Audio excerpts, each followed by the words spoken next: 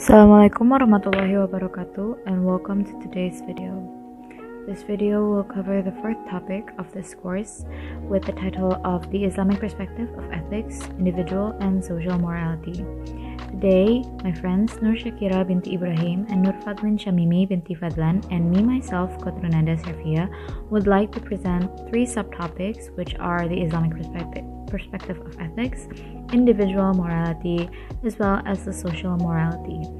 So without further ado, I would like to pass on the mic to my friend Syakira binti Ibrahim to explain about the first subtopic.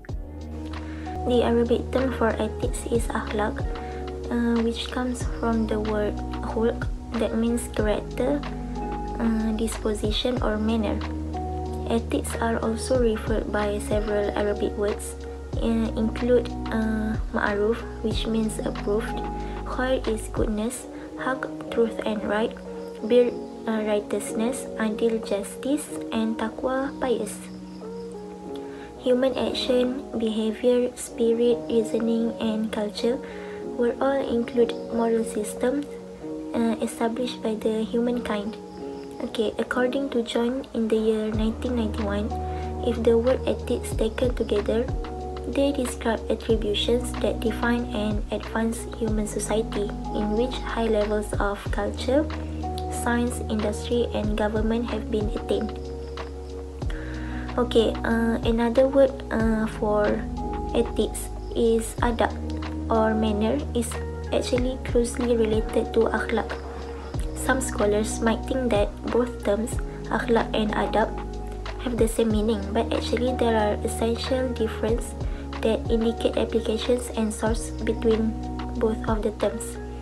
Okay, akhlaq is a characteristic of the soul which determines human actions based on moral philosophy. Akhlaq, if we can understand, is just the character of someone. It is not how he or she behave. Okay, moreover, akhlaq describes a wide range of activities that characterize, such as amal soleh, or also known as virtuous deeds in Quran. Okay, meanwhile, adab is the actual practice of moral philosophy. For like an easy example, when we speak gently and respect the elder. According to Al-Ghazali, akhlaq was defined as the science or study of a human soul in terms of qualities and characteristics that are congruent with the methods of behavioral application. Al-Ghazali also stated that the science or the study comprises of two forms, which are khalq and khulq.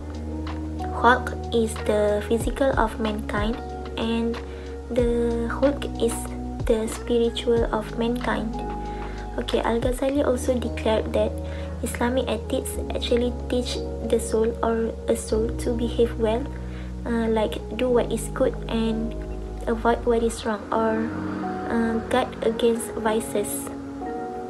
Okay, from his viewpoint, Al-Ghazali's point, Islamic ethics also concern specific religious beliefs with regard to the actual practice of right versus wrong behavior, or truth versus wrong behavior, and not a mere understanding. Okay, thus, akhlaq from Al-Ghazali's point of view is rooted in the soul of a man, and good soul will produce right action and vice versa. Okay, next.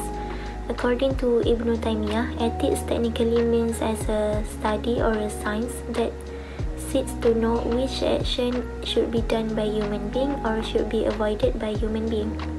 It is a practical science, as we need to seek or search knowledge in order to practice it. Next, Al-Farabi stated that ethics is a science that studies the state of the human soul, meaning that the virtues are good actions and fair actions, meanwhile the vices are the wicked and ugly actions. For example, respecting the elder is a good action and fair actions, meanwhile talking bad about someone is a wicked and ugly actions. Okay. In short, akhlaq refers to a stable state of a man's soul from which actions will proceed without any deliberation. It consists of two forms or two types named husni and su. Husni is good and su is bad. Okay, so I'll pass the next point to Qotrunnada Shafiyya. Thank you, Syakira, for the explanation for our first subtopic. Now we will move on to the second one, which is individual morality. Okay, so to start off, as Muslims, we must understand that we follow the Sharia law system, which consists of 5 categories, which are obligatory, recommended, permitted, discouraged, and forbidden, or as we might know as fardu or wajib, mustahab, mubah, makruh, or haram. Okay, so the differences between these 5 categories are the rewards and punishment when you decide to do it or to not to do it. For wajib, of course, it is obligatory, so you will gain a reward when you do it and gain a punishment when you don't do it.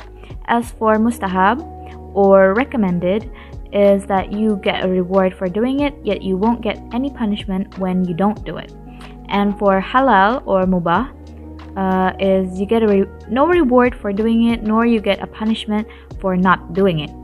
As for discouraged or makruh, you get no punishment when you do it, but you also get a reward when you decide to avoid doing it. And for haram or forbidden is you get a punishment for doing it and you get no reward for not doing it. Okay. The guiding principle for the behavior of a Muslim is what the Quran refers to as al-amal as-salih, or virtuous deeds.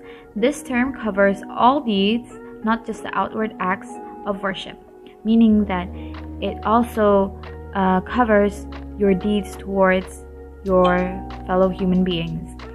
Okay, and then some of the most primary character traits expected of a Muslim is piety, humility, and the profound sense of accountability to God.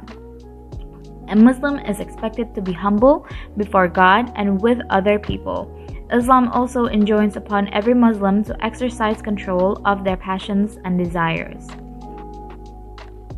The Islamic perspective of individual morality is way far beyond what is worldly, because, like I said before, it is very comprehensive. It pays attention to the relationship of one being to the God, to Allah, not just one being to the world and one being to the society.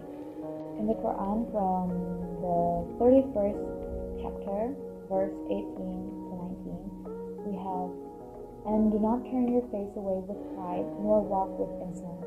Verily, Allah is not like arrogance, and be moderate in the pace and lower your voice." So, Akhlaq is an innate, inborn trait or characteristics, and it can be developed through training or discipline, which finally turns to a custom or habit, and it covers the inner and outer dimensions of a man. So, even though number 1 says that it is innate or inborn, one's akhlaq is very much dependent and can very much be changed or adapted with the surroundings that they belong to, from the examples as well as the customs and laws of the certain place and certain time that they live in. Okay?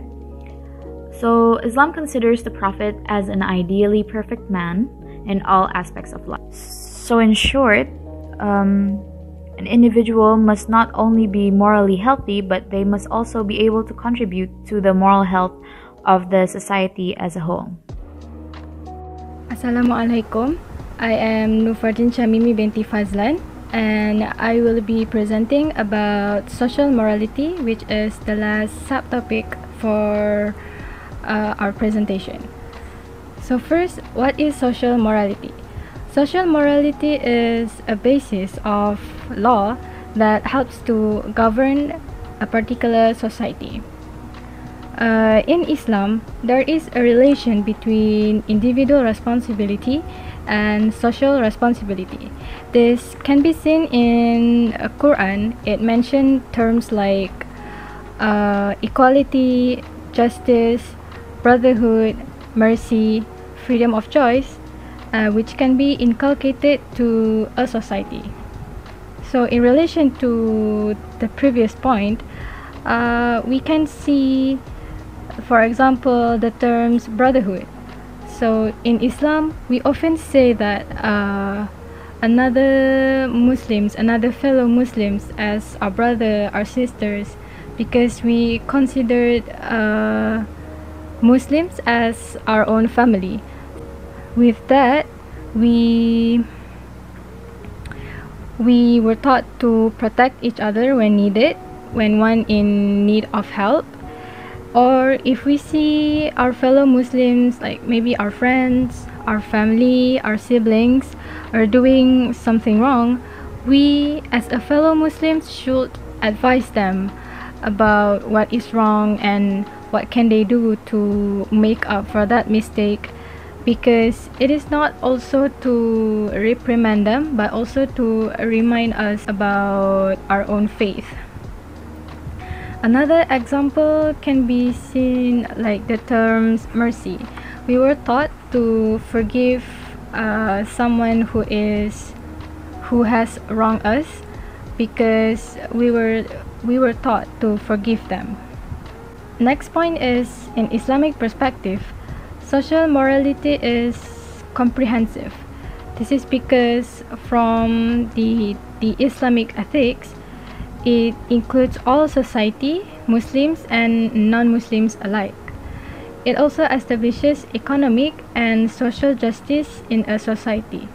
So Islamic ethics is not just that can be implemented exclusively for the Muslims, but it can also be implemented in a non-Muslim society or a mixed society that has Muslims and non-Muslims. So in conclusion, from our presentation, Islamic ethics addresses every aspect of Muslims' life, like the relation between humans and humans, relations in between the society, the economic aspect of society. So we hope that our presentation you will learn a lot from our presentation. Thank you for watching and listening to our presentation.